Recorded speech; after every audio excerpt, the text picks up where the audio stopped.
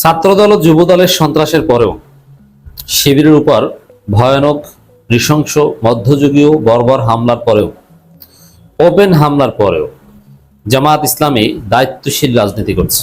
শুধু দায়িত্বশীল না, সর্বোচ্চ দায়িত্বশীল এবং আত্মসংযমের রাজনীতি করছে। দর্শক, পরিস্থিতি যেদিকে যাচ্ছে তাতে 111 ঘটতে বেশি সময় লাগবে না। যেমন ঢাকা আলিয়া মাদ্রাসার প্রিন্সিপালের উপর বিএনপি, ছাত্রদল, যুবদল সন্ত্রাসীরা তাকে হত্যার উদ্দেশ্যে যেভাবে হামলা করেছে, তার মাথায় যেভাবে ভয়াবহভাবে আঘাত করেছে, এতে তার মৃত্যু ঘটা একদম স্বাভাবিক ছিল। তো এরকম আঘাত করতে করতেই দেখবেন যে হঠাৎ একজনে নাই হয়ে গেছে। তারপরে কি সেনাবাহিনী বা নানান গোষ্ঠী আঙ্গুল চুষবে? বাংলাদেশে সরকার দলীয় লোকজন সরকারি লোকজনকে এভাবে কুপিয়ে হত্যা করবে? ঢাকা আলিয়ার প্রিন্সিপাল একজন বিসিএস ক্যাডার, তো তাকে এরকম কুপিয়ে মেরে ফেলবে সরকার দলীয় সন্ত্রাসীরা? অথবা ঘটনা আরো ঘটে যেতে পারে, যেমন বিশ্বজিৎ হত্যাকাণ্ডের মতো ঘটনা প্রায় ঘটে যাচ্ছিল সেই পুরান ঢাকায়।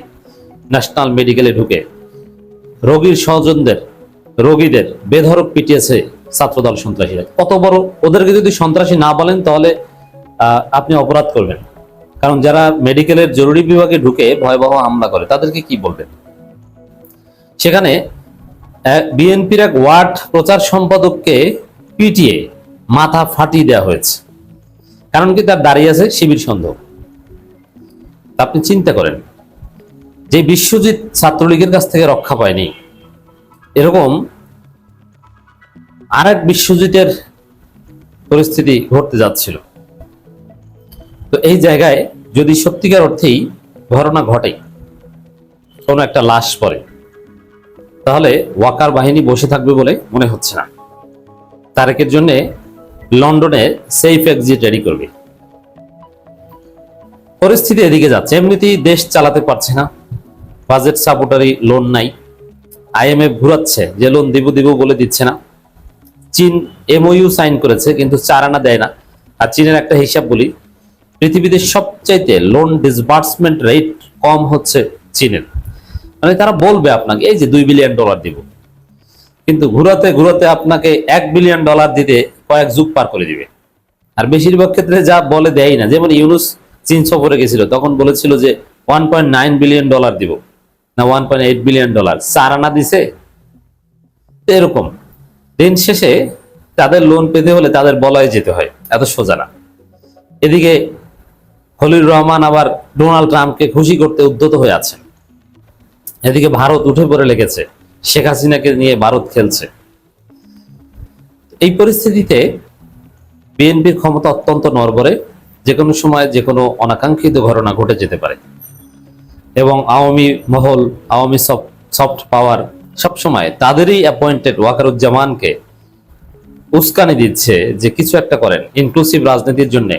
যেহেতু বিএনপি ব্যর্থ, চাঁদাবাজি দমন করতে পারছে না, আইন শৃঙ্খলা পরিস্থিতি উন্নতি ঘটাতে পারছে না, দেশের অর্থনৈতিক ব্যবস্থার উন্নতি ঘটাতে পারছে না, তাহলে এই ধরনের নির্বাচিত সরকার দিয়ে মানুষ আঙ্গুল চুষবে? কি লাভ? আইন শৃঙ্খলা পরিস্থিতির উন্নতি ঘটাতে না পারলে, মানুষের জানমালের নিরাপত্তা না থাকলে, মানুষ হসপিটালে চিকিৎসা নিতে যেয়ে যদি সরকার দলের হাতে মার খেতে হয় বিনা অপরাধে, এবং বিশ্ববিদ্যালয়গুলোতে পড়াশোনার জায়গা, কিন্তু পড়াশোনার পরিবর্তে যদি এরকম নাক ফাটিয়ে, মাথা ফাটিয়ে, চোখ উপড়ে ফেলে, এটা কি কোনো রাজনীতি? এটা কেউ সহ্য করবে না। তখন মানুষ বলবে যে এইসব হাবিজাবি রাজনীতি, ফাজলামি বন্ধ করেন, ওয়াকার টেক ডিসাইসিভ অ্যাকশন। অনেকে কিন্তু এই ধরনের চিন্তা করছে। তো বিএনপির সন্ত্রাস না থামলে 111 অনিবার্যভাবে ঘটবে। আর যদি ঘটে, শুধু ওই বিএনপির সন্ত্রাসের কারণেই ঘটবে, বিএনপির ব্যর্থতার কারণেই ঘটবে। এর পূর্ণ দায় বিএনপিকে নিতে হবে। অতীতে বাংলাদেশে মানুষের ভোটাধিকার হরণ, এই ভোটাধিকার হরণ, তত্ত্বাবধায়ক সরকার ব্যবস্থা বিলুপ্তকরণ, সবকিছুর জন্য মৌলিকভাবে দায়ী বিএনপি। জাতীয় নেতাদের ফাঁসি, মাওলানা নিজামী, মুজাহিদ, আলী হাসান মুজাহিদ, কাদের মোল্লা, কামরুজ্জামান, মীর কাসিম আলী, সালাউদ্দিন কাদের চৌধুরী, আব্দুল আলিম, এদের যাদের ফাঁসির রায় বা ফাঁসি হয়েছে, সবকিছুর জন্য দায়ী বিএনপি। কারণ কি? বিএনপির ভুলে 111 তৈরি হয়েছে। বিএনপি যদি বিচারপতিদের বয়স বাড়ানো, ভুয়া ভোটার তালিকা তৈরি, একটা একতরফা নির্বাচনের চেষ্টা 2006 সালে না করতো, তাহলে 111 ঘটতো না। বিএনপির ভুলে 111 ঘটেছে। আর সে 111 এসে জাতীয় নেতাদের ফাঁসির ভিত্তিপ্রস্তর স্থাপন করেছে। সেই 111-এর হাত ধরেই হাসিনা ফ্যাসিস্ট সরকার কায়েম করেছে এবং বিএনপির দেখানো পথ ধরেই বিএনপি আওয়ামী লীগ তত্ত্বাবধায়ক সরকার খেয়ে দিয়েছে, একদম পুরোপুরি ফ্যাসিস্ট হয়ে গেছে। তার মধ্যেও আবার বিএনপির ব্যর্থতার ফলে হাসিনা টিকতে পেরেছে। বিএনপি আন্দোলন বিক্রি করে দিয়েছে, আন্দোলনের ঘোষণা দিয়ে রাজপথে কোনো কর্মসূচি বাস্তবায়ন না করে তারা ঘরে ফিরে গিয়েছে। এই যে বিএনপির ব্যর্থতা, এই জন্যই তো দেশের এই ভয়াবহ পরিস্থিতি। অতীতে যেরকম বিএনপি দায়ী বাংলাদেশের সব সমস্যার জন্য, আওয়ামী লীগ তো দায়ী, আওয়ামী লীগ তো করেছে, কিন্তু বিএনপির ব্যর্থতা এখানে আছে। ঠিক তদ্রুপ এবার যদি 111 ঘটে, এর দায় পুরোপুরি বিএনপিকে নিতে হবে। আর এবার 111 ঘটলে মনে রাখবেন যে বাংলাদেশের রাজনীতিতে আর কোনোদিন পিওর ডেমোক্রেসি আসবে না। এমনকি বাংলাদেশে তখন পাঠচক্রগুলোতে, সেমিনারগুলোতে আলোচনা হবে যে গণতন্ত্রকে ধুয়ে আমরা পানি খাবো না কি খাবো। গণতন্ত্র তো ফেল করেছে, অতএব লাগবে না ওয়াকার, আপনি চালান, কোনো নির্বাচন নাই। নির্বাচনের পরিবেশ যেদিন হবে হোক, সেটা 15 বছর 20 বছর পর, তখন নির্বাচন হবে। আর যদি নির্বাচন হয়ও, ওই যে পাকিস্তানের মতো সেনাবাহিনী যদি চায় ক্ষমতায় থাকবে, যদি না চায় তাহলে 1.5 বছর 2 বছর 2.5 বছর 3 বছর 3.5 বছরের মাথায় ক্ষমতা ছেড়ে চলে যেতে হবে। কোনো সরকার মেয়াদ পূর্ণ করতে পারবে না। সেনাবাহিনীকে সন্তুষ্ট করে যতদিন থাকা যায় ততদিন এই পরিস্থিতি তৈরি হবে। তো দর্শক, বিএনপির যে এই সন্ত্রাস, শিক্ষা প্রতিষ্ঠানকে উত্তাল করে তোলা, আর বাংলাদেশের রাজনীতির ভবিষ্যৎ কোনো বাদ বদল যদি হয়, তাহলে শিক্ষা প্রতিষ্ঠানকে ঘিরেই হবে, বিশেষ করে ঢাকা বিশ্ববিদ্যালয় সহ প্রথম সারির বিশ্ববিদ্যালয়গুলোকে কেন্দ্র করে। আর একটা বিষয় খেয়াল করেন, জগন্নাথ বিশ্ববিদ্যালয়ের এই ঘটনার সূত্রপাতটা কি নিয়ে? সেনাবাহিনী নিয়ে এবং চাঁদাবাজি, টেন্ডারবাজি নিয়ে।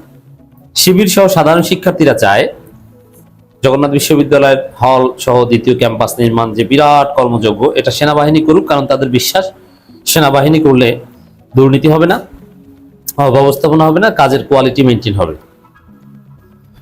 আর ছাত্রদল চায় যে না, স্বাভাবিক টেন্ডার প্রক্রিয়ার মধ্য দিয়ে কাজটা হবে। আর কেন? যে সেনাবাহিনী কাজটা করলে সেখান থেকে চাঁদা খেতে পারবে না।